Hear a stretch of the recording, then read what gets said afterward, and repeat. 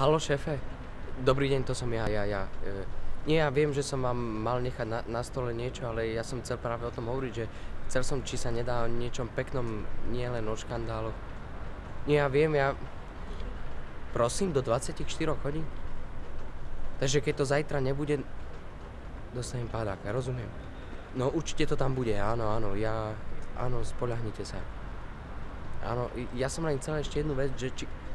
Haló? Haló?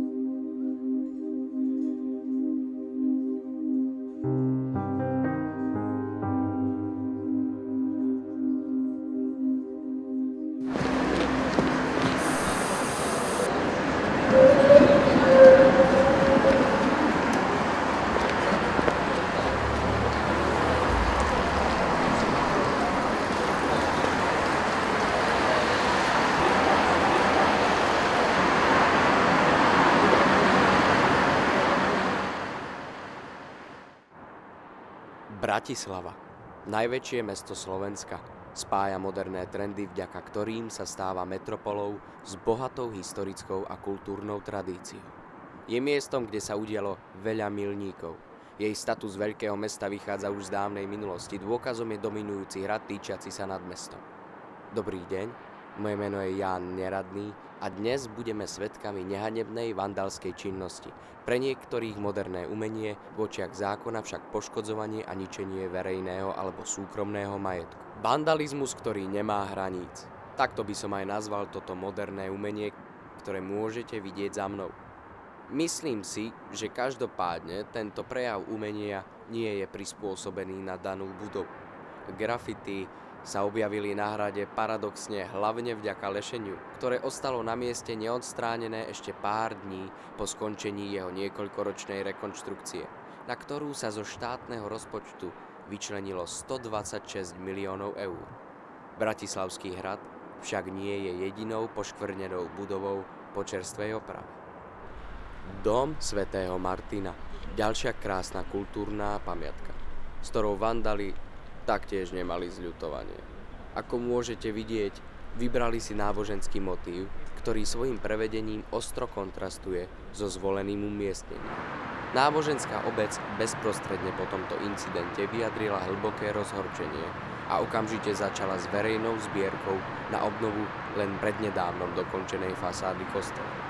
Svojou troškou by mal k zveľadeniu mesta prispieť každý obyvateľ bez ohľadu na náboženské preferencie, pretože kostol sa nachádza na verejnom mieste a je významnou kultúrno-historickou pamiatkou, vyjadril sa kardinál Holub.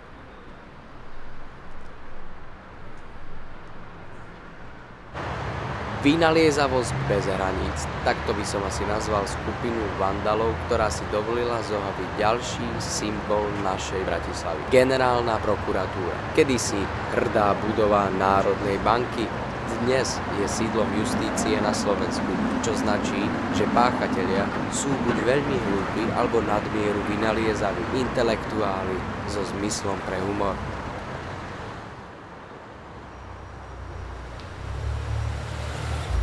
Nachádzame sa na ďalšom veľmi známom mieste, na Kamennom námestí, pred budovou Tesco, bývalý Prior. Myslím si, že každý umelec by mal vo svojom diele obsiahnuť určitý symbol, určitú myšlienku. A takisto mám taký dojem, že aj títo vandali Ani títo vandali sa nevzdali svojej myšlienky, svojho humoru a inteligencie.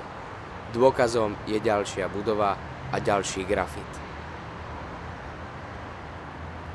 Tentoraz čisto štilizovaný prejav je zjavnou narážkou na konzumnú spoločnosť. Umenie alebo ničenie.